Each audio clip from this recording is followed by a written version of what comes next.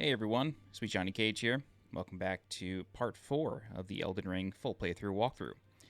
In this section of the walkthrough, I'm going to start off by explaining, or kind of walking through Roundtable Hold. We just got here at the end of the last walkthrough, haven't spoken to anybody, haven't done anything here, so I'll take you through it. And then we are going to get started on the Weeping Peninsula, which lies south of Limgrave. So in the previous couple sections, we've done basically all of Limgrave with very little exception, and it's time to go to the Weeping Peninsula. The Weeping Peninsula is optional. You don't have to do this, but the amount of upgrade materials and weapons and all sorts of stuff is very valuable here, so it's worth doing. Okay, so Roundtable Hold. Starting off, you can just talk to a bunch of people. The first person you should actually speak with is this gentleman right here. He does not actually tell you his name, but he just says, you know, I'm basically the steward of Roundtable Hold, and here's what goes on here, yada, yada, yada. Once you exhaust his dialogue, you can start making your way around the room. You will notice that this door is locked. Basically, all the doors in Roundtable Hold will unlock after various stages of the game. So, just keep that in mind. Okay, so this is Brother Corheen. Corheen is the game's main incantation vendor. So, you know, anybody or any sort of books that you obtain that can teach incantations, you can give them to Brother Corheen, and he will then teach them to you. So starting out, he has a decent stock of incantations: Urgent Heal, Heal, Cure Poison, Magic Fortification, Flame Fortification, Rejection, Catch Flame, and Flame Sling. All decent incantations. Basically, any class can use Catch Flame, so it's actually a decent spell to pick up if you like. Okay, moving on. We have an NPC over here. This NPC's name is Ensha. Ensha never speaks unless there's some hidden quest line that hasn't been discovered yet. But if you do attempt to speak to him, you get the What Do You Want emote. Okay, this door is locked. It will unlock eventually, and another NPC can be found inside of there. I'm not sure if you can actually see him yet. I don't think so. This is a statue called the Twin Maiden Husks. And the Twin Maiden Husks basically sell items, and the inventory expands throughout the game. And there is a way to make the inventory expand on command, and that is to offer bell bearings. Bell bearings are dropped by specific NPCs and vendors when they die, either by you killing them or if they die at some point in the story. You'll get a bell bearing, and then you can give it to the Twin Maiden Husks, and then sort of like sub-shops will open up. So I don't have any bell bearings right now, but once we come across one, I'll come back here, present it to the Twin Maiden Husks, and then be able to shop. Okay. This being the hub, a lot of NPCs come and go, and more will show up as the game progresses. This gentleman here is D, Hunter of the Dead, and, you know, we already spoke with him. He's the one who told us where Garank was. You can speak with him. You know, he tells you that he's a hunter of the dead, and those that live in death are unholy, yada, yada, yada. He teaches you a couple of incantations: the Litany of Proper Death, and then Order's Blade. Both are okay, but they have high requirements, both intelligence and faith. This gentleman here is Dialos. Dialos is a pretty interesting character. Probably has like the most depth out of any character in a Souls game. Really, really cool character. His questline was unfinished until patch 1.03, so if you've updated the game, you can now complete his quest. It spans a huge portion of the game, but starting off, he's looking for a servant to his house that seems to have gone missing. Over here on the balcony, there's nothing yet.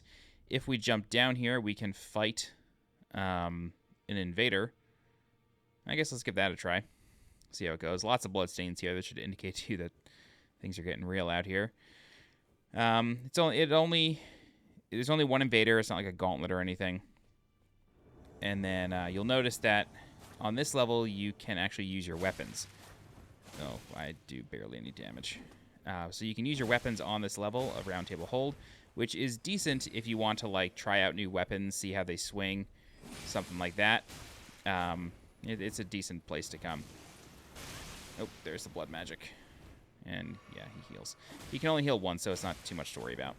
You don't want to go into the Frost Mist. Otherwise, you will start building up Frostbite. Yep, there it is. Now I'm out of stamina. He can also stack bleed with that crazy scythe of his. Alright, but his swings are pretty lumbering, so you... Whoa, thank God I jumped. You have a decent chance to actually get out of them without too much trouble. Unfortunately, he can spam his spells. He has infinite mana, which is just annoying.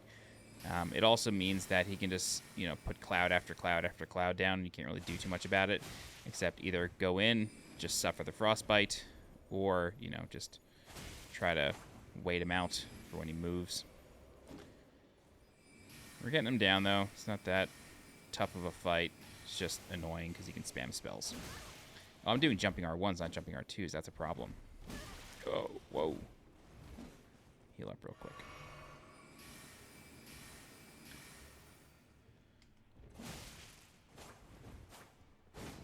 Oh, no. Yeah. That stinks. Alright. Running out of flasks here. This isn't great. If he plays like we do, he can roll around, and he's not stupid. Oh my god, just die. There we go. Yes, perfect. Okay, so that's Mad Tongue Alberich. And then he drops 1,500 souls and the Taunter's Tongue. And the Taunter's Tongue is a multiplayer item, and it lures in invaders. It allows you... This allows your world to be invaded without any furled finger cooperators present, and it also shortens the interval between windows of opportunity for invasion. Additionally, enables the arrival of a second invader to join when a cooperator is present. And then you have a teleporter exit, which is a little weird. You would think that it would like unlock a staircase or something, but not the case.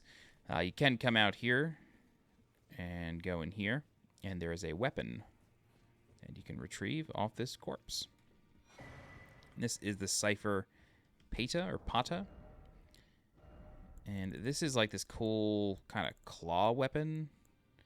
It's technically a fist weapon, but it's one of the weapons originating from the two fingers.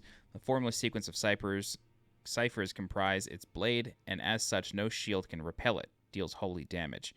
The furtive inscription appears to hang in the air, the language of light spoken by the two fingers. So, looks like this. It's a fist weapon. I can't really wield it, but still pretty cool. Plus 3 Yuchi. Great. Okay, so now that we've done all that, we can take the teleporter and leave. That's all there is to do on the ground level of Roundtable Hold. No one else spawns. No other treasures appear here. So once the invader's dead, we can just move on. And this teleporter literally just takes us back up to the top of the balcony. So I don't know why I just didn't drop a ladder. Anyway. Okay, so it looks like the gentleman has left, and now he is in his study. So we can speak with him once more. He tells us a little bit more about the Roundtable Hold. And he tells us, you know, in order for us to become a true member, we got to go do some things, so go do them. Basically, after you kill a demigod, he starts talking to you a bit more, and then after I think you kill 2, he tells you about the capital. Lots to do, lots to do. Okay, so this gentleman right here is going to be your new best friend. This is the game's blacksmith, smithing master Hewg. Lots to talk about. Make sure you exhaust his dialogue. He tells you a whole lot. You talk about the chain on his leg, and he is literally shackled to the wall, so he's going nowhere. He can strengthen your armaments past the +3 that the anvil in the Church of Ela can. So feel free to just upgrade your stuff with him. He can also apply Ashes of War to your weapons. So if you want to change out your Ashes of War, you can do so. Lots of stuff to choose from. And then he can also duplicate your Ashes of War if you have a lost Ashes of War key item. So if you have that, then you can just duplicate your Ashes of War. And basically, so Ashes of War are interchangeable. You can take them off and remove them. No big deal. We'll do it right now. So we put on the... Well, actually, I can't... I don't have Sheath, so I kind of don't want to do this. But, yeah. I don't really ever use Sheath, so I guess it's fine. So we can equip an Ash of War, and then each Ash of War also has an affinity associated with it. So Some of them are quality, some of them are keen, some of them are heavy, some of them are magic, blood, of course. And so whenever you apply an affinity to your weapon, it will change the scaling of the damage. This isn't always beneficial, so you may be better off just using a standard scaling instead of the, let's call it whatever you imbue the weapon with. You may just be better off just using standard. And then it'll still apply your Ash of War. So you can apply it there, and now it's on this weapon. But since we only have one, we can just undo it, and it gets removed. And then, okay, great, it goes back to Unsheath. I really never messed too much with Ashes of War at all in my previous playthrough, so I was a little unfamiliar with this menu. But that's how you handle Ashes of War. You can't put any Ash of War on any weapon. Sometimes there are restrictions, and special weapons, such as boss weapons or legendary armaments, those cannot have their Ashes of War changed. So that's the blacksmithing crash course. This door is not opened yet. It doesn't open for a long time. You need to complete a quest line, or move a quest line pretty far, and that is the quest line of this woman here. This is Fia, the Deathbed Companion. I'm not going to speak with her because speaking with her takes forever. And when you speak with her, if you kind of agree to be friendly with her, she will give you something called a Baldekin's Blessing. The Baldekin's Blessing actually, when it's in your inventory, reduces your maximum HP. So it's not necessarily beneficial, but you do need it for a quest line, I think. I'm not 100% sure if you need to keep it in your inventory or not, but it's an item, so when you use the item, it gives you a beneficial effect. But while it's in your inventory, it's sort of harming you, so it's a bit of a trade-off. Okay, and then you can actually visit this mirror and use the dressing table and change your character's appearance, which is pretty sick. And it's great. You can change your name, you can change your body type, age, anything in your appearance you want to change, go for it. All right, so that is Fia's room. Eventually we will get an NPC to show up here. It's another vendor that allows us to level up our spirits, which is very, very helpful. For now, though, that is it for Roundtable Hold. You can just warp out of here. You don't have to do anything. I do have quite a few runes, though, so I want to see if I can level up.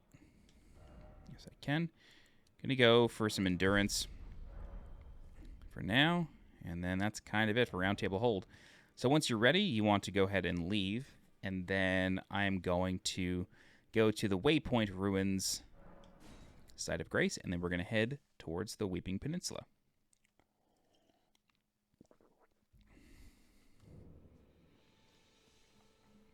In my opinion, Roundtable Hold may be the best hub of any of these games. However, I think Firelink Shrine's music from Dark Souls 1 is... Or maybe Majula. Oh, man, Majula is such a banger of a track. Anyway, let's head south. And then we're just going to literally follow this road. And it's going to bring us straight into the Weeping Peninsula. So unfortunately, there's no like closer sites of grace, at least that I've found. I'm also realizing we forgot an item over here. Let's grab that super quick. I don't think it's anything major. I think it was something a bit more important in the network test, and then it got changed. But it's here in the lake. And it's like on a coffin that's like guarded by a bunch of poison spewing things. Yeah, it's over here.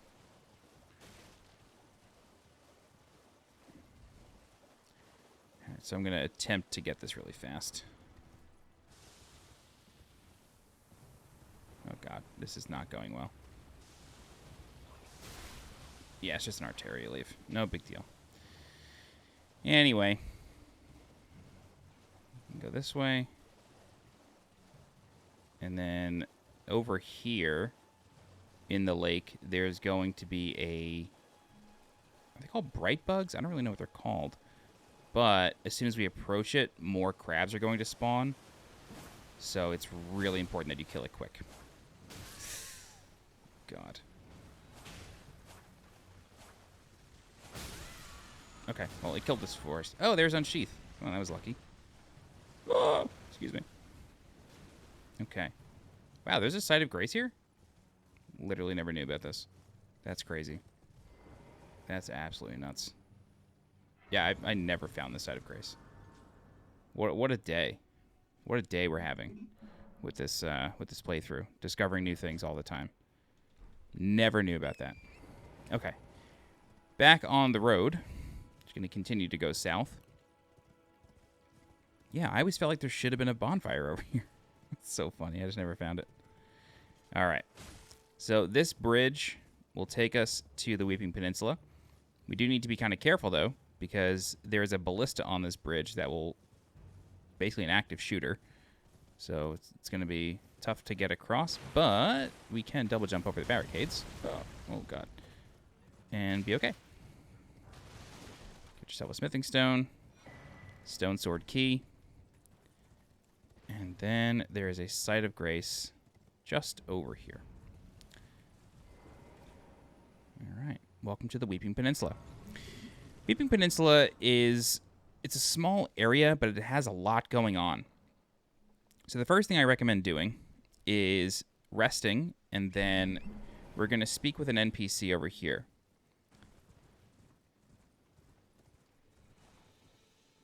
I hate how you can't talk to people when you're on torrent. All right, so speak with her. She will give us a letter to give to her father. Her father is in Castle Morne. So this is Irina, and her father is Edgar. So we will find Edgar eventually in Castle Morne. Castle Morne is all the way to the south on the Weeping Peninsula. It's literally at the end of the Weeping Peninsula. However, you can see it from kind of anywhere on here, which is kind of cool, but it is guarded, so we will have to do something about that. So I just roll past these guys. I don't really ever kill them. We got a bug here that we should kill.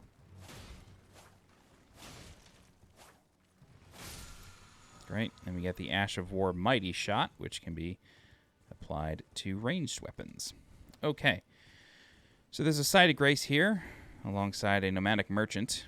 And so what I'm going to do is I'm going to activate it and rest at it, and then we're going to change the time of day to night because there's a night cavalry that spawns here. Pass time until nightfall.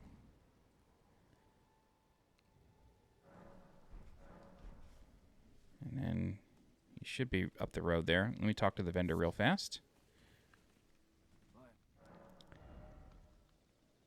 All right, he sells the Crimson Amber Medallion, which increases maximum HP. And then he also gives a note about Demi-Human mobs, which is helpful. It tells you to kill the leader, I think. And then or maybe it tells you that they go crazy at night or something. Anyway, I'm going to purchase the cracked pot and then nothing else. He does sell the iron set, which is interesting if you want to take that. For now, though, it's time to kill another Knight's Cavalry. Oh, boy. So this one has a 3-headed spiked flail, which is cool. Oh, boy. But it has... It's funny. It's a shorter range weapon than the previous one that we fought back in Limgrave. But he's able to swing it so quickly that it kind of feels like a longer range weapon.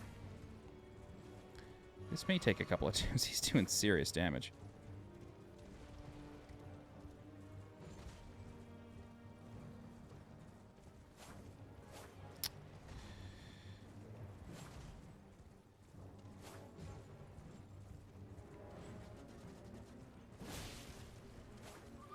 Yeah, I'm doing damage to the horse, not really doing damage to him, which stinks. That was a nice underbelly cut. God. Well, that was lucky. That was just damage to Torrent. But it does cost a flask to resummon Torrent after it dies. I don't know if they ever say whether or not Torrent is male or female. I feel like Melina says he a couple times.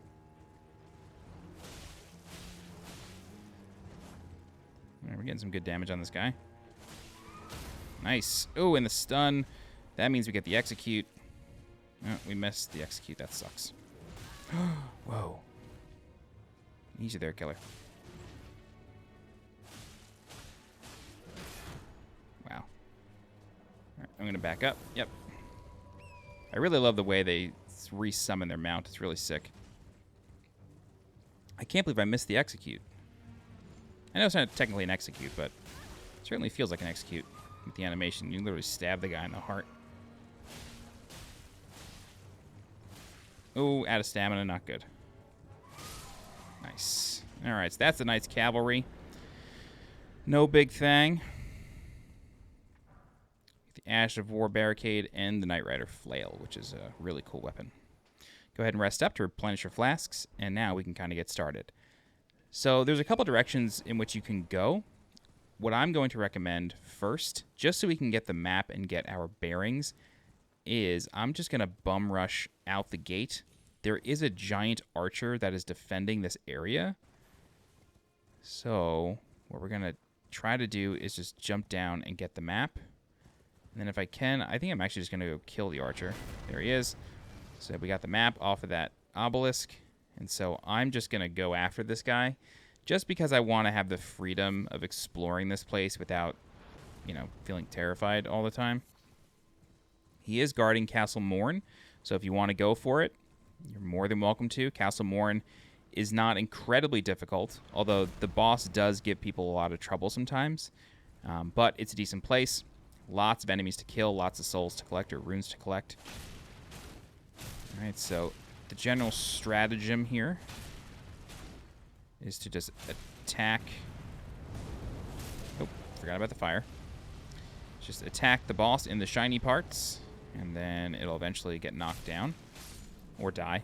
Either way. It's a kill once enemy, so, you know, that's great. Get a decent amount of runes for it. And then we're actually going to light the bonfire in here just to make things easier on ourselves later on. All right. Great. Is there anything in here? No. Castle Morne always felt a little incomplete to me. Okay. Cool. So we got the map. We've opened up Castle Morne. And this is the Weeping Peninsula. Alrighty. So the Guidance of Grace is clearly pointing us towards the end of Castle Morne, but we have a lot to do. What I'm going to do is I'm going to warp back here to the Nomadic Merchants area, and we're going to start from there. One thing I keep forgetting to do is actually rest at this side of grace, or rest at a side of grace, and increase my flasks. Yeah. Okay. Great. Now I have 6 flasks. Wonderful. Cool. So, let's go this way first. Go up the hill. There's a healthy amount of caves in Weeping Peninsula, so there's a decent amount of dungeons and whatnot. Realizing now, like, whenever I start this, I should really bring up a map on my other monitor.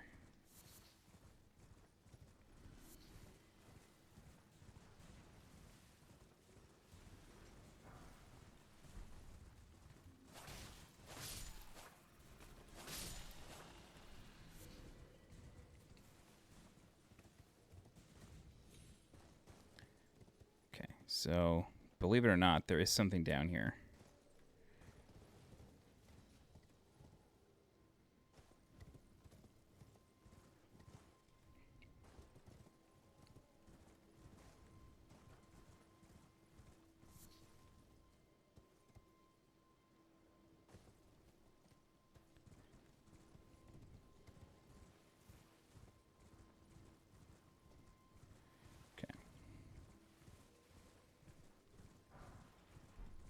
So we're going to be coming up to this, like, hint candle. So the cool thing about these things is that if you inspect it, a ghost will come out and sort of tell you, like, guide you somewhere. The nice thing, though, is that if you have already found what the ghost will guide you towards, the candle will not allow you to interact with it, which saves you a lot of time, and I think it's just a brilliant way of going about it. It's not like a brand new concept. It's just some games don't do that. Like, they don't put that check in, which can be a little frustrating. But basically, this ghost is going to guide us down this hill. And down this hill is a little dungeon. Okay. This is the Earthbore Cave. This cave is a little tough. I won't sugarcoat it. It is tough.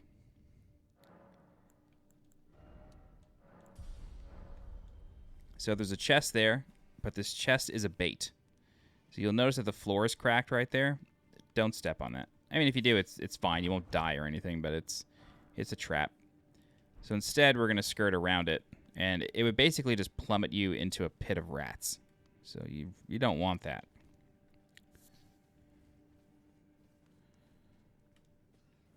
Yeah.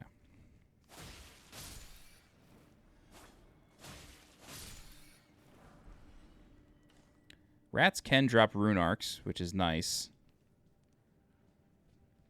But it's been a long time since I've actually gotten a rune arc drop from a rat. It seems like they used to drop them more commonly before the patch. Oh, almost had it.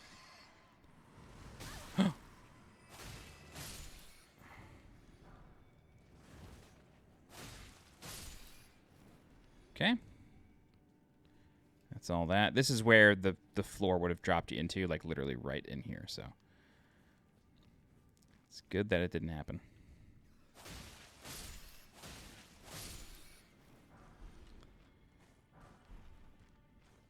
Okay. Carefully drop.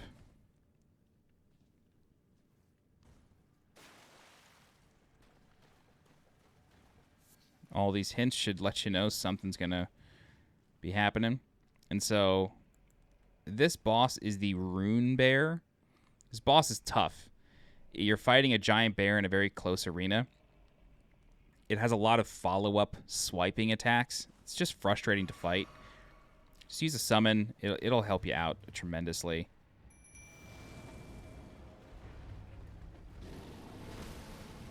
Luckily, though, bears do bleed.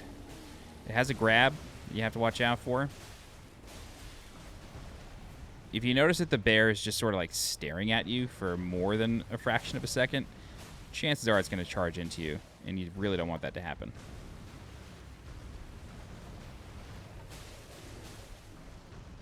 Yeah, you saw it sort of standing still there for a second. Shit, I don't know why I rolled into it there. This is the grab. Just trying to get hit by that. Ooh. Nice. This might be a kill. Nah, close though. Oh, thanks, wolves. Okay, so that's the Runebear. Gets a lot easier with summons. Gives you the Spelldrake Talisman, and then you can loot Atrina's Lily over here. Smoldering Butterfly, and then you can bounce. Tough fight, especially if you're doing it alone. But luckily, having 3 wolves kind of confuses it and distracts it for a while. I'm just going to rest just to get my mana back and my flasks. Wow, enough for another level. Cool. Alrighty. Moving on. Actually, what I'm going to do really quick, I'm just going to bring up the map, and then I'm going to bring up my own map.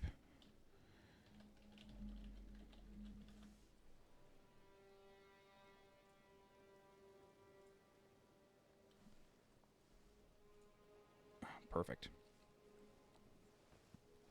All right. So from here, let's do this. Let's continue along this path.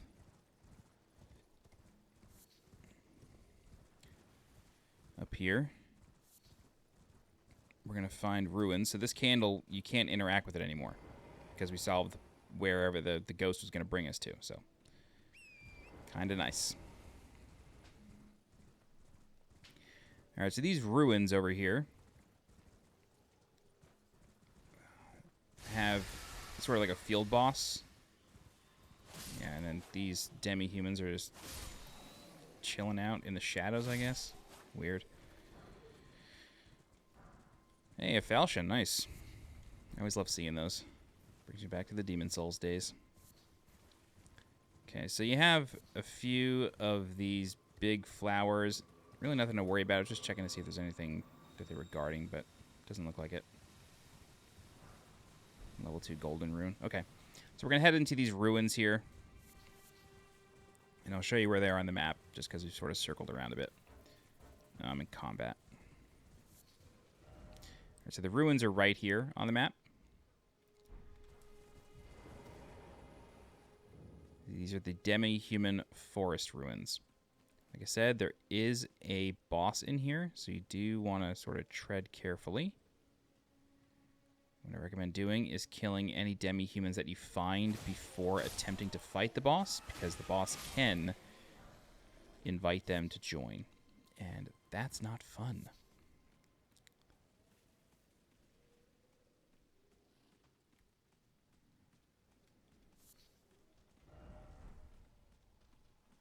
I don't know what these hints are for.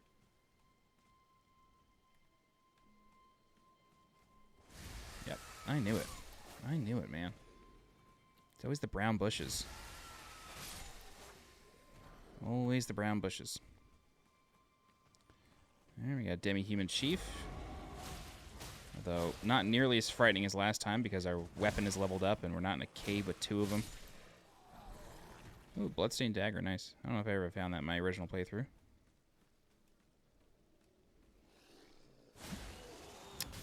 Oh, please.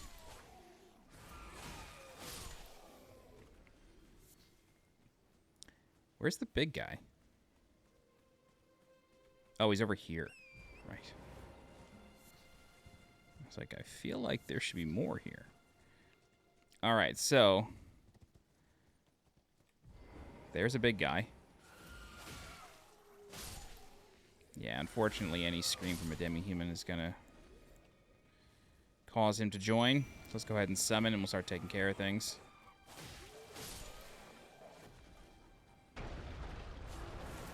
So luckily, they always start with a roar, which literally, like, opens them up, which I think is nice. Like, it most bosses, you can just sort of go in on, like, once you see them, just go for it.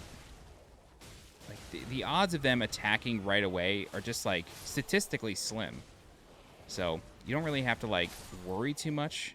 And I just mean in, like, the opening second. Like, obviously don't just wail on them and just, like, expect nothing to happen to you, but you can just sort of go in on most bosses as soon as you see them. So for killing that Demi-Human Queen, you get the Demi-Human Queen Staff, along with the Crystal Burst Sorcery. Alright. Very good.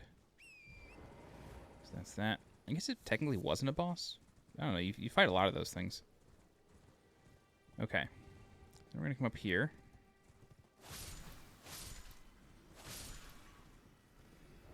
And then... right. So, you got to start climbing up this cliff. Which isn't too big of a task.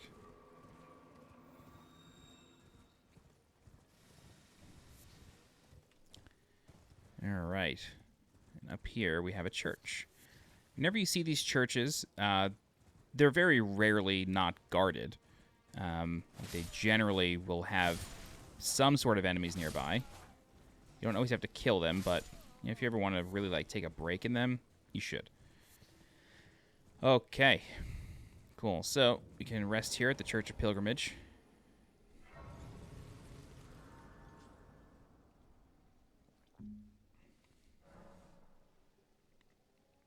And then if you like, you can speak with Melina. Yeah, I don't always do that, but like I said, she tells you stories, which is cool. These churches, 9 times out of 10, have sacred tears, which are very effective, so I recommend just using them right away. Cool.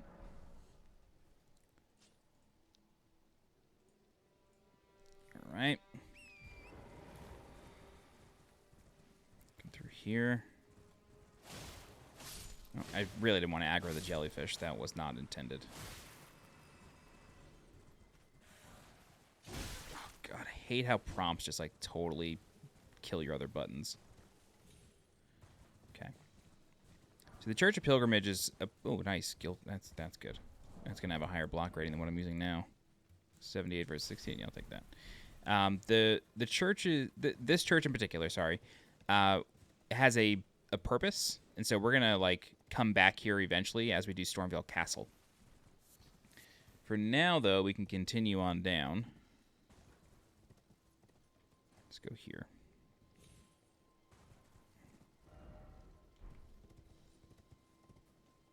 All right, okay. Cool. So, Weeping Peninsula has, like, I don't know, like, sort of like sweeping terrain where there's, like, it's not that there's nothing going on. It's just, like, you kind of got to, like, traverse for a while, and then you'll find things. So, it takes a little while. All right, so let's come up here, and we'll visit the statue. I got to figure out this guy's name. All right, so he points out a dungeon to us, which is in this general direction. All right, let's do this, and then I'll talk about that walking turtle thing in a little while. All right, so just behind these jellyfish is another dungeon. Great.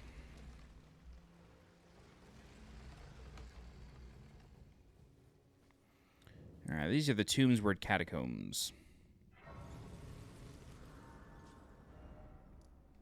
All right, so we can place a stone sword key here. I gotta start buying these from vendors. I always end with a lot, but... Oh my god, you stupid prompt. Why do you do that? When these guys are holding up their shields, don't attack them. They will parry you. Almost guaranteed. That was close. Alright, we get the Nomadic Warriors Cookbook level number 9. Oops. Stay asleep. Number 9 teaches us what? The Rancor pot. Oh no, the Rancor. Okay.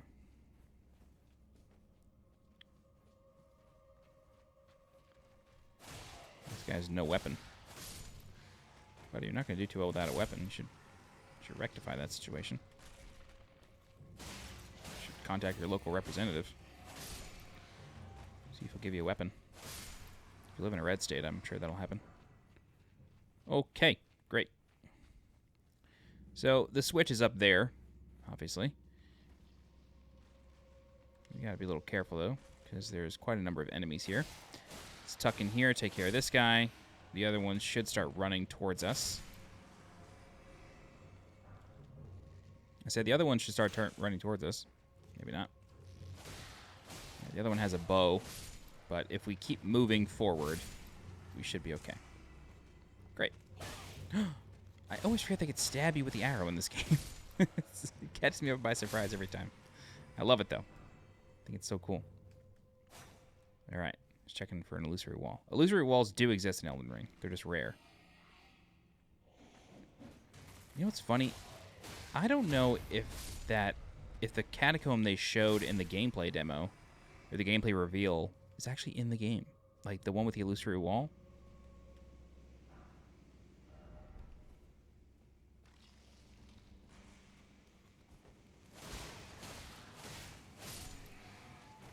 Okay. There you go. Alright, I hear flames.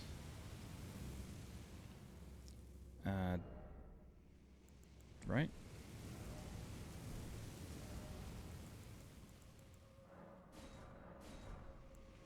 Craft some arrows. Equip said arrows.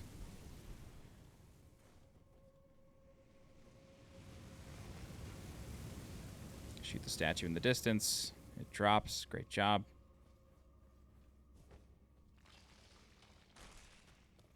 Always be looking out for enemies in these alcoves. That's like one of the #1 tips I can give you about these catacombs. Always be looking out for enemies in the alcoves. Human bone shard. Alright, so we just saw that player phantom drop, which should indicate to you that there's something up there, which there is, but I'm not going to go for it just yet. I'm going to go in here instead.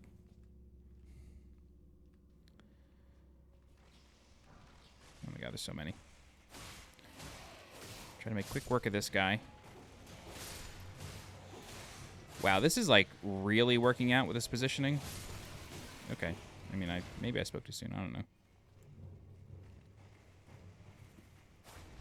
Hit it. Ride it up.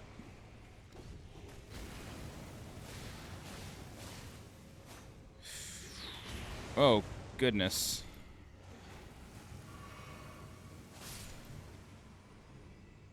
Oh my god, they like totally skirted around it. Bastards.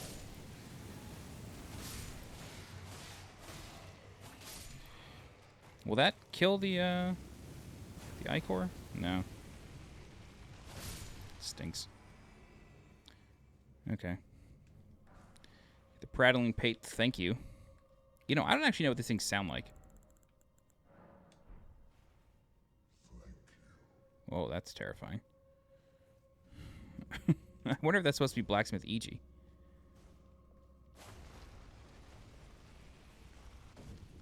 Okay. So I'm just walking around this room to see if any skeletons are going to resurrect.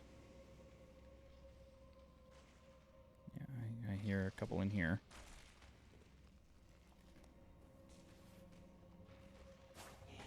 Whoa, that frame rate dip. That was weird. I don't really understand why that happened. Nothing was happening. Son of a bitch.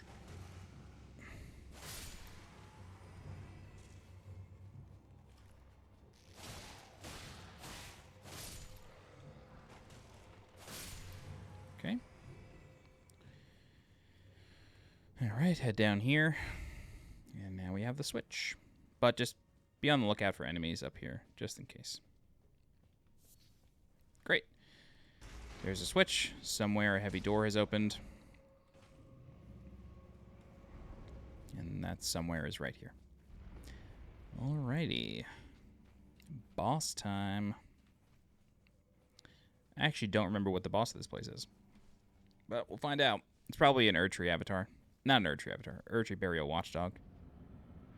Oh, Cemetery Shade. Nice. So Cemetery Shades stack bleed like absolutely nobody's business. They also like teleport around. This bug can bind you, which you don't want to have happen because then the boss just gets to come in and cut you up and go to work on you. Boss can be parried. Very difficult to do, though. I don't recommend trying to go for it. Resist the urge. The wolves are probably going to die. Oh, no. Nice. Got him really stuck in a corner there, guys. Great job. All right, that's the Cemetery Shade. And you get Leyndell the Headless. Leyndell is a really strong summon. It's legendary, as denoted by the gold border. Really strong. Really, really strong summon. A lot of people like him.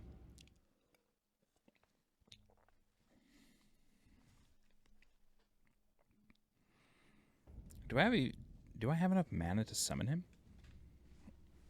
Anyway, that's the Tombsward Catacombs. Let's see. No, I need 104. Okay, maybe I'll put some points into mind. All right. Cool. So, what we can do now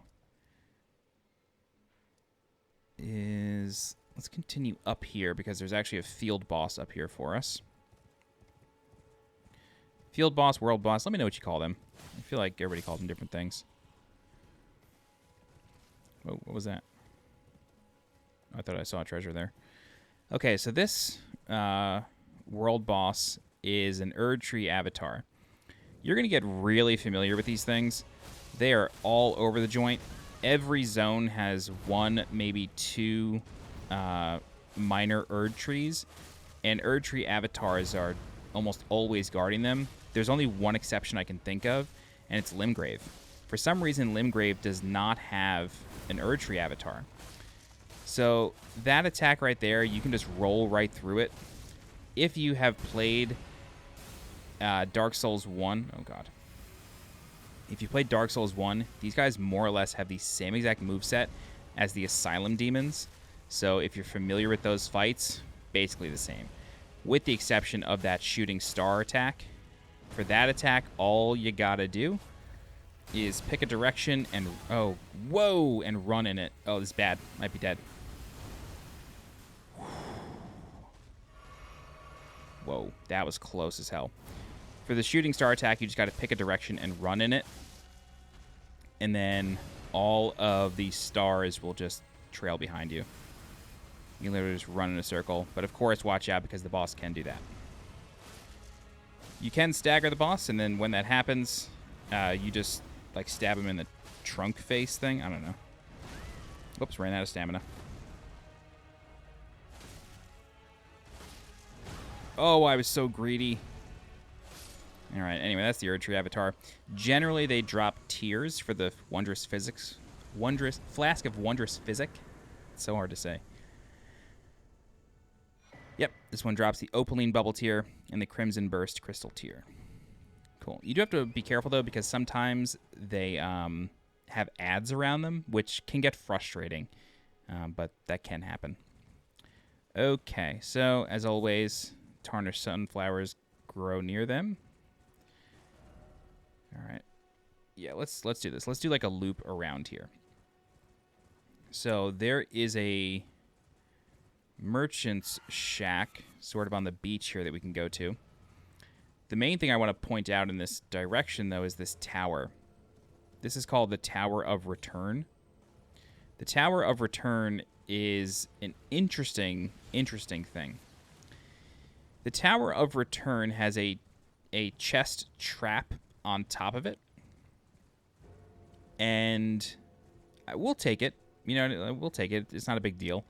But the chest will bring you to a very far away location. It's all good, though. You can, you know, go back, like always. Just clear out this cemetery here.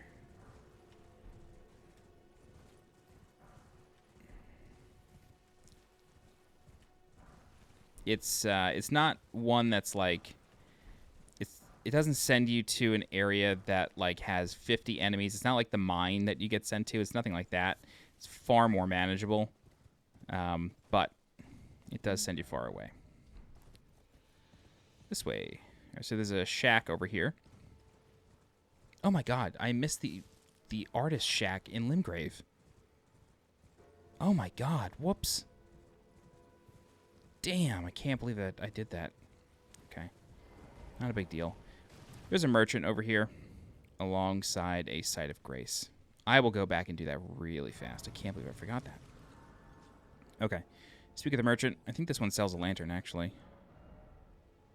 No. Yes, he does. First item. The lantern. This is like the best item in the game. It allows you to literally not use a torch, but still light up caves. It's great. I have 2 stone sword keys. I'm going to buy one just to be safe. He also sells the Zweihande, which is, you know, the largest sword a mere man is capable of swinging. It's a crazy weapon. And then he also sells a hint about the walking mausoleum, which is that thing right there. So what I recommend doing is after you've purchased the lantern, go ahead and put it on your bar or on your pouch. This way you can just use it very, very easily. It's right here. So all you gotta do is walk into a cave, press triangle and down. Boom, you got a free lamp. I mean, it costs you 1,800, but still, great. Okay, very quickly, I'm going to come back over here, and I'm going to go right here to this shack. I can't believe I missed this. Okay, so this is back in Limgrave. Apologies for this. I hate that I didn't include this in the other video, but what are you going to do? All right, let's come over here, and then we can just basically use this wind shaft. Oh, God, I might be dead. Yep. Jesus. This site of grace in particular drives me nuts. It really does. I think it's in such a weird location. It's like not helpful for anything.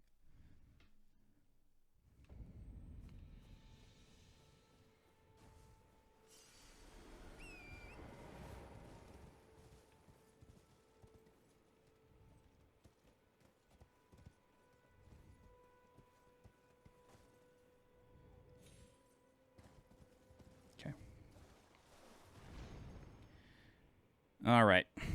Whoopsie daisy. So this shack right here houses a painting. And this painting is part of a set of puzzles in the game. And basically what you want to do is you want to take the painting. This one is called Homing Instinct. And then you want to find the location that this painting was painted in. I know where they all are, so I'll help you. But basically you just want to use the painting and sort of decipher where it might be. That's kind of what you want to do. So let's go to the seaside ruins. And the solution is going to be right around here.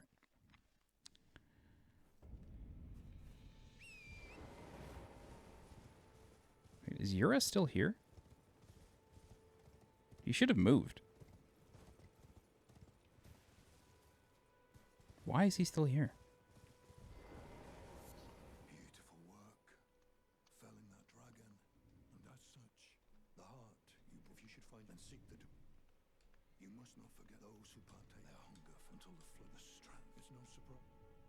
You must not forget... Weird. Usually when you kill Nereus, he moves right away. Strange. Anyway, the painting solution is over here.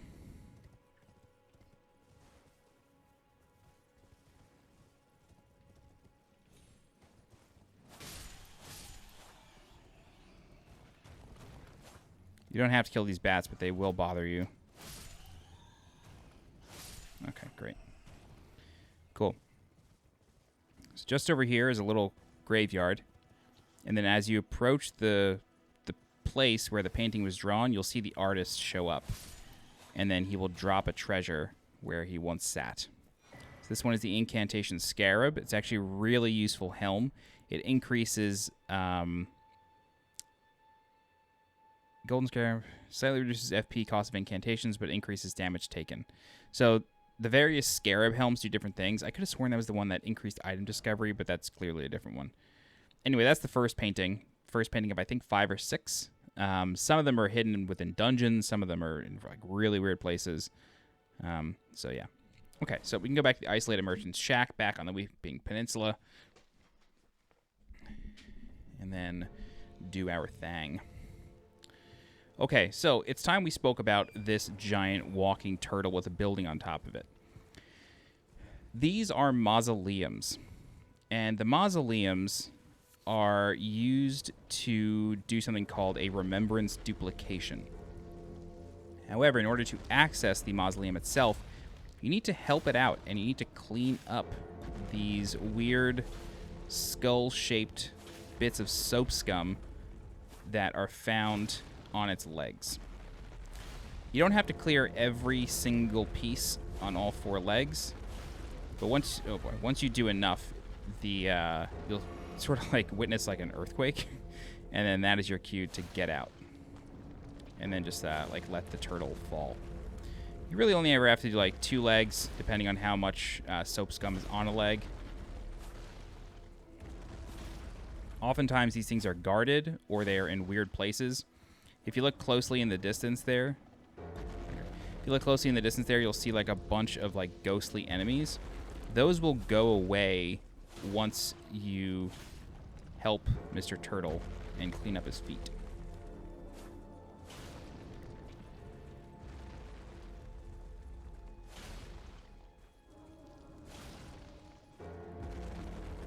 Man, how much more we gotta go? Anything left on this foot? Okay, let's start on this foot then. Whoops, that sucks. Yes, okay. This is the earthquake. So basically the bell retracts inside, and then the mausoleum falls. If you were underneath it as it's falling, I don't think it'll kill you. I think it just pushes you out. You may take a little bit of damage, but yeah. And what's really cool is that these things can actually kill invaders. I was helping somebody one time, and I baited them into running near the turtle, and then it got crushed, which is awesome. Okay, so inside each of these mausoleums, you can examine remains, and then it brings up the Remembrance duplication menu. Basically, major story bosses drop what's called a Remembrance, and you can use this Remembrance to purchase items from an NPC that will show up in Roundtable Hold. Basically, if you played a Souls game, the NPC in Roundtable Hold sells boss weapons and boss spells. The Remembrance is basically a boss soul. There are a bunch of these mausoleums scattered around the world. Some of them are in very interesting locations. And you can use them to duplicate boss souls. You can only use a mausoleum once, and then it can't be used for the rest of that new game cycle. So just choose wisely. There's not like one for every single boss available. So just keep that in mind. For example, I'll tell you, I'll give you like a little hint. Starscourge Radon is a boss in this game. He has great swords that are really cool, but you need to kill him twice in order to get both of them, or you can just duplicate his soul. It's another way of going about it. All right, so from here, we can climb up here, and most of the ghost enemies go away, but these guys still remain. Oh, please drop a brass shield. That would be so sick of you. Yeah, these guys teleport, which is cool but annoying. Bolt. I like this straight sword a lot, actually. It's a really good weapon. I used it basically throughout the entire game of my first playthrough. Leveled it all the way up to plus 25.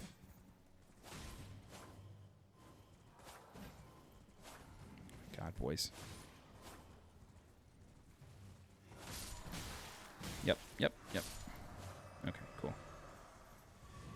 This is the 4th Church of Marika. Find a Site of Grace, and then yet another Sacred Tier, which is great. Okay, so we are close to an Evergaol and another dungeon.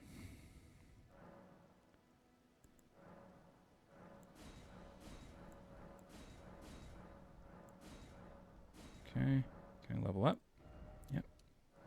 I'm going to go to like 30 vitality and then start doing more for damage. Okay, so the Evergaol is to our right, but I do want to quickly speak about what's over here. All right, so over here is a place called Witchbane Ruins, and within Witchbane Ruins, you will find a NPC that is chained up against a wall, and that NPC will look strikingly similar to another NPC named Sorceress Sellen, who we found back in Limgrave in the Waypoint Remains, I think it's called. It was called Post Town Remains in the demo. Yeah, so you find an NPC that looks very similar to Sorceress Sellen. It's part of a quest line. I won't spoil it now, but just know that there's an NPC there. You can't do anything with her now, though, so don't worry about it. All right, so we have an Evergaol here. It does require a stone sword key to access, so we'll go ahead and spend one. I'm glad I bought one from the vendor. Okay, and this is the... Is this the ancient hero of Zamor? Who is this? Yep. Ancient hero of Zamor is a really interesting boss, very similar to Dancer of the Boreal Valley. It does bleed, which is very nice. Once you get it to about 50... Is this boss going to do anything? Once you get it to about 50% HP, it'll start doing some cool stuff. It has this frontal cone of frost. You just walk out of it or run out of it. The cone does expand, as a cone does. So you don't want to be... Like, don't assume that just because you're far away from the boss that you're safe. You are not. Stop running. Oh, God. Yeah, it's really tough to deal with that. Oh, boy. Oh, God. I might be a little underleveled for this thing. It's okay, though. We'll get it. Oh, boy. I rolled one too many times there. So like I said, once it starts to get to about 50% HP, it'll do this. You don't want to start attacking it while it's doing that. It does have super armor, and sometimes you'll fight a bunch of these things, and it can explode. Luckily, this one doesn't explode. So just go back in. There's the explosion. It can also do a literal cold snap in your face, which is frustrating because you kind of can't react to it, but just block and you'll be okay. I'm not trying to bait it out at all. Jesus.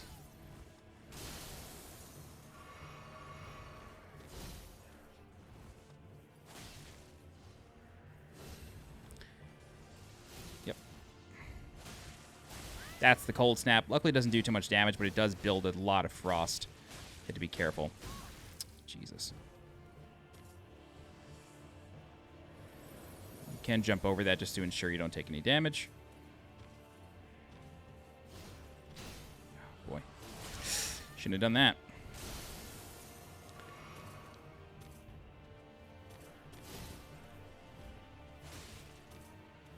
Come on. Yes.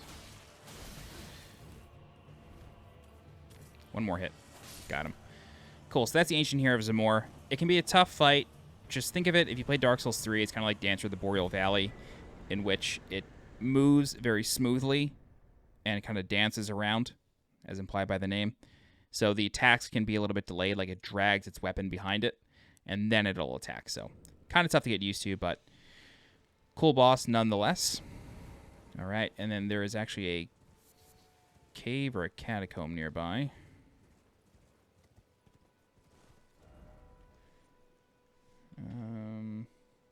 It's like smack in the middle, like right here.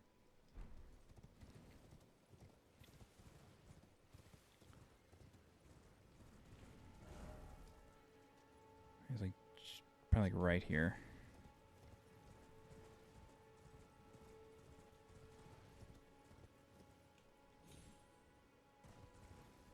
Right here. Got it.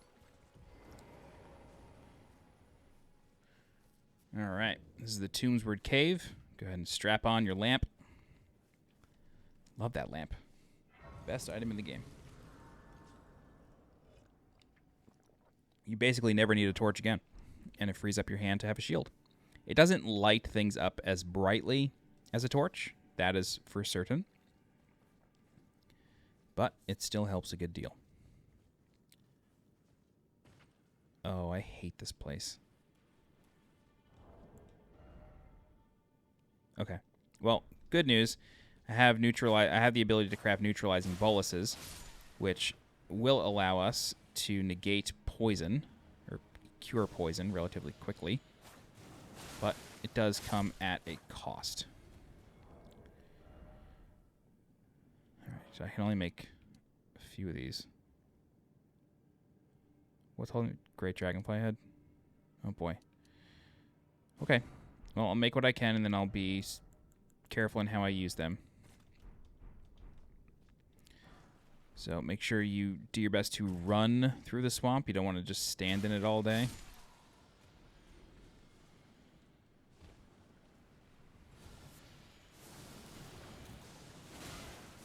Kill what you can.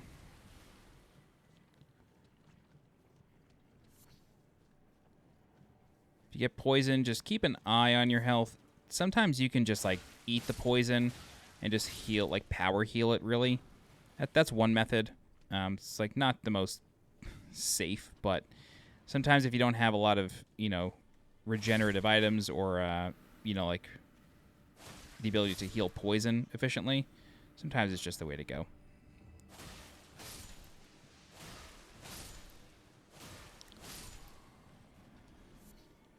Especially in a place like this where literally all you're doing is sitting in poison all day.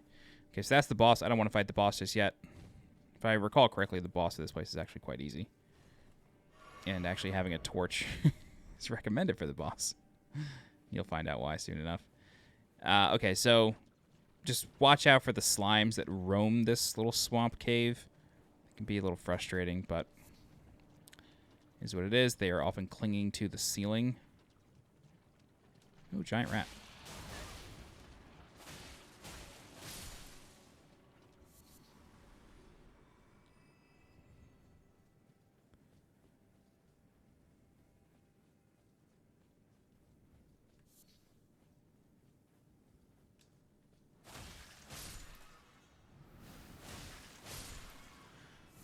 Okay.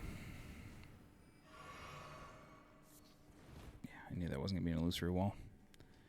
I ain't no dummy. Okay, we already got that. Let's head further down into the river. I believe there's a cookbook in here.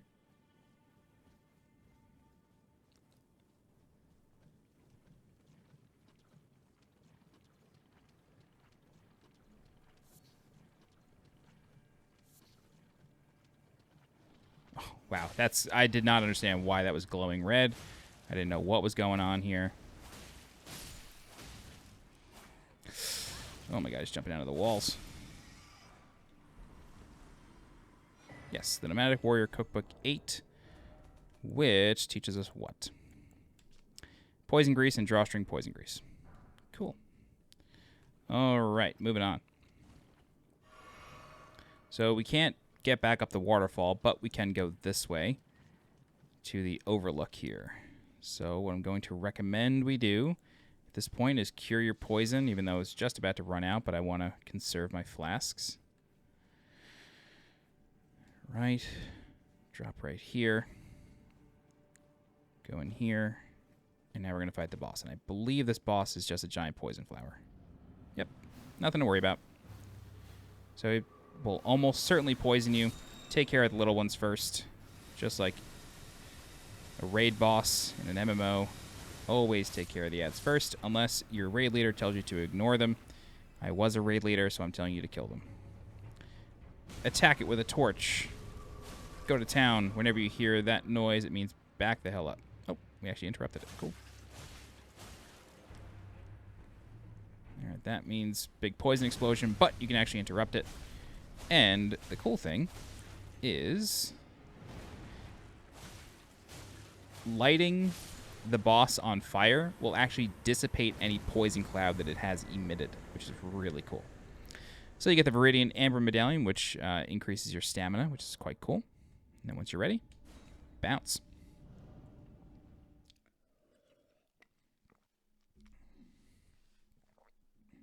All right. So what we're going to do is I'm going to, like, finish up this section of the Weeping Peninsula.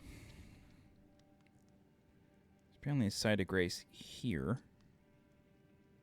we haven't found. And then I'll also show you the tower. Okay, very good. Cool, so let's go to point number 2 first. This is going to be a tower. Actually, no. Point number 3. Well, it's right in front of us. What is this? This might just be like a site of grace with nothing there. It's kind of what it looks like on this map.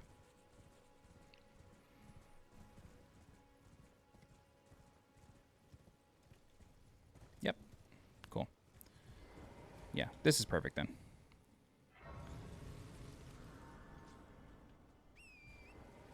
All right. So that's point 2.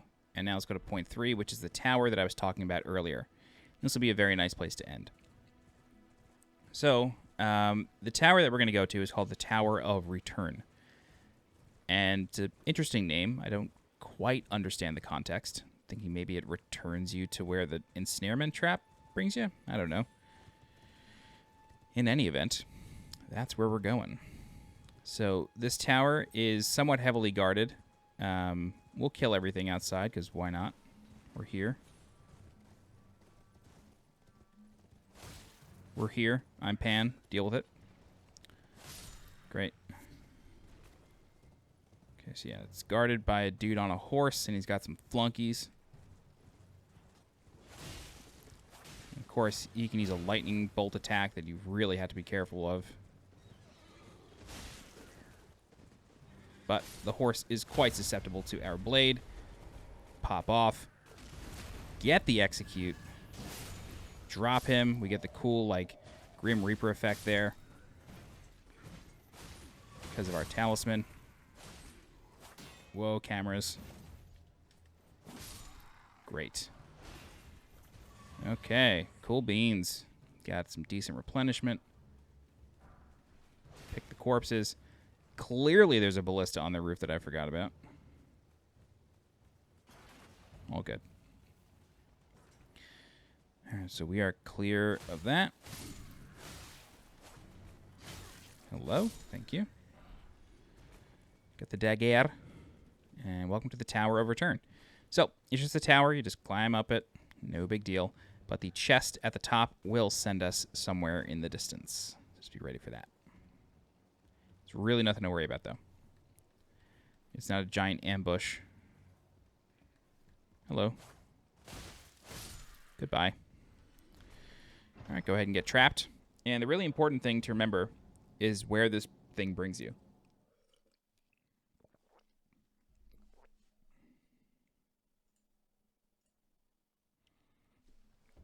Welcome to Leyndell, Royal Capital. Jesus, this place is beautiful. I love Leyndell. It'll be a while before we get to it in the walkthrough, but rest assured, this place bangs. I love it so much. The music is incredible. So, we're clearly nowhere near where we were. All of our warp points are locked out, but it's all good. Nothing to worry about. Because we have a site of grace right in front of us, which, when we rest at, it means that we can just leave. So, like I said, it's not like getting sent to the Celia Crystal Tunnel. You can just bounce from this place. It's not a big deal. But, should you choose to stay, like I said, so you can teleport out, but should you choose to stay, you can challenge this giant, and you fought giants before, so it really should not be too much of a task for you to go after.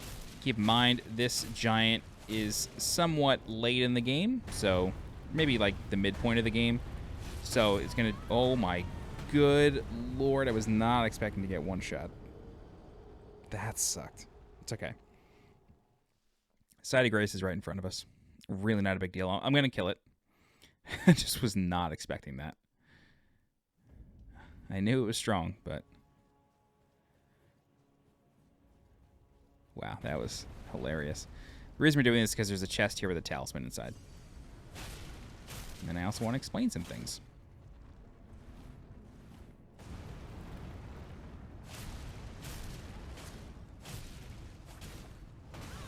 Oh my god, bro.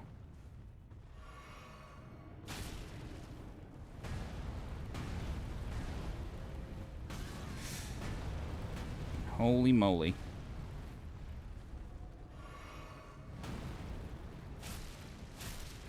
Just keep attacking the shiny parts. And eventually you'll be able to bring it down. Make sure you leave... Oh god. Make sure you leave enough stamina for a roll. There we go. Goes down. Find the chest. Sometimes you can't always find the chest, and that's frustrating. It's barely done any damage. Sometimes you can't always find the chest, like it gets lost in the terrain or something. That is very frustrating when that does happen. But if it does, just wait for it to come back up, and you'll be okay.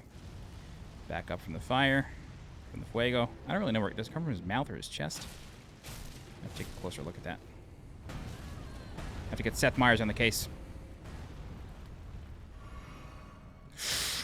Whoa, that was lucky. I think we just got so much free damage when it was coming up. Alright.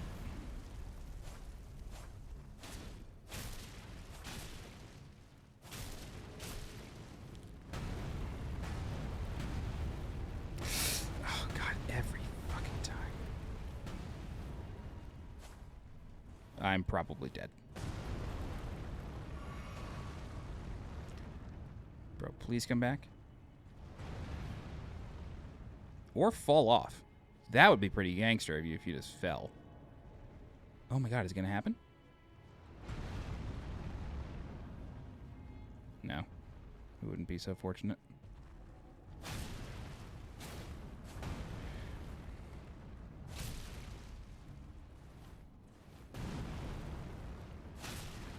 That was risky.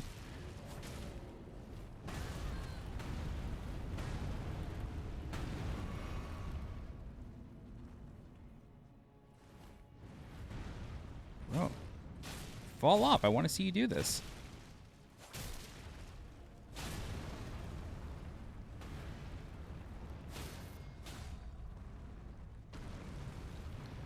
Oh, now this is risky.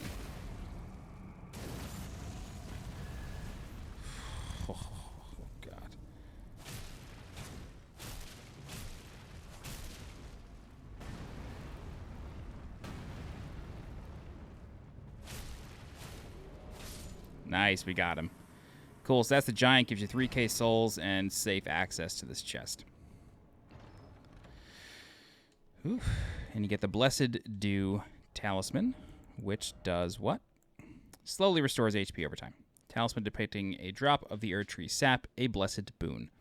It was once thought that a blessed sap of the Erdtree would drip from its boughs forever, but that age of plenty swiftly came to a close, and with time, the Erdtree became more an object of faith. There it is, baby. Okay, so there's a teleporter here. However, it cannot be used now. Yeah, you don't have the right. You don't have the right. Okay, so this teleporter is not active.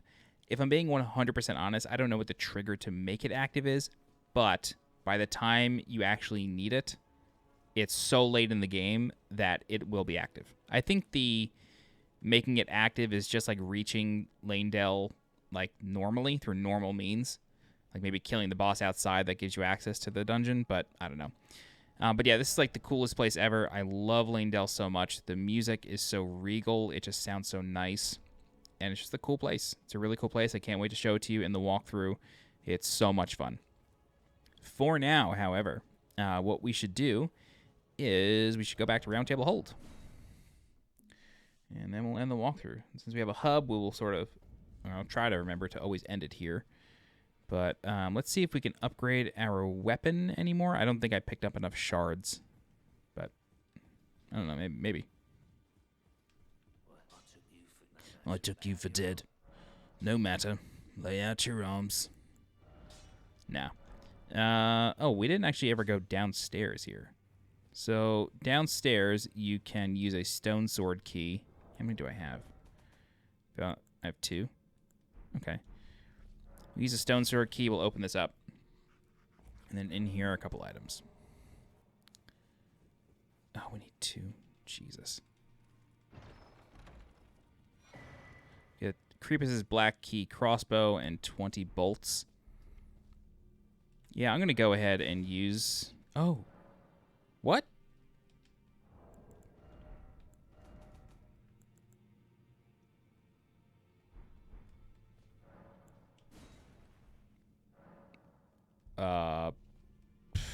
Okay. That's very weird. I clearly have one. Let's try resting. That is bizarre.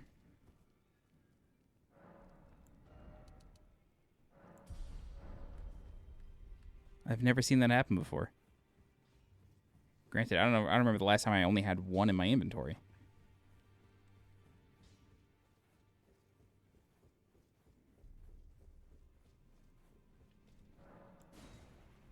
What? That is quite strange. But okay. There's a chest in... That is so weird. I've never once had that happen. That is incredibly strange. Wow. Frustrating and weird and bizarre. Okay. Well, we will end it here, I guess.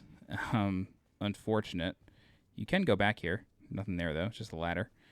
We will end it here in Roundtable Hold. Let me just get back upstairs, and then we'll chat for a sec. All right.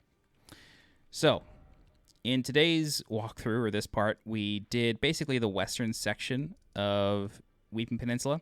In the next walkthrough, we'll do the eastern and southern section. So we'll do Castle Morne next. There's not like too many dungeons left in Weeping Peninsula, but there's still a lot to do, including our first puzzle tower, which I'm actually quite excited to show you. Okay, but that's it. All right. If you... Oh, wait. Let me give a member shout out. I always forget that these are not... you know, these aren't edited. So, members. Great. All right. I want to give a shout out to my channel members: John Aldrich, Tammy Skinner, Hector J. Estrada, Joe Saunders, Daniel Cockrill, Brian Brubaker, Spencer Young, Charles Jan, Phoenix Loader, the one and only me, 123, Joshua S., Dan L., Tip Tall Water 12, Jude Lazowski, B-Tide, the old one, and good luck. Thank you very much for being channel members. And if you have any questions, please feel free to leave a comment. I'll do my best to help you out. If you're looking for more guides for Elden Ring, please subscribe to the channel so you get alerted when new guides go live. If you're interested in supporting the channel monetarily, please consider becoming a channel member by clicking the blue join button below this video. Don't forget to follow me on Twitter and join my Discord. The links for those are in the description below. As always, I'm SweetJohnnyCage. Thank you so much for watching, and I'll see you next time. Bye-bye.